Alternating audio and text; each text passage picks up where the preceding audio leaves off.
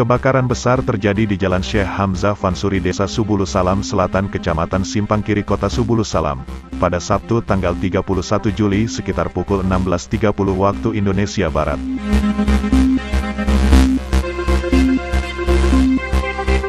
Tidak ada korban jiwa dalam musibah ini, namun 12 rumah dan kantor urusan agama atau KUA, Kecamatan Simpang Kiri juga ikut dilalap api.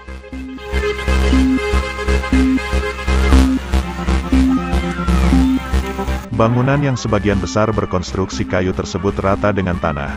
Hanya beberapa komponen seperti tiang atau dinding berbahan beton yang tersisa. Selain warga setempat yang membantu proses pemadaman api, banyak warga dari desa sekitar ikut datang ke lokasi kejadian. Untuk penyebab pasti peristiwa kebakaran ini pun masih belum diketahui dan masih dalam proses penyelidikan. Dari NTV, mengabarkan.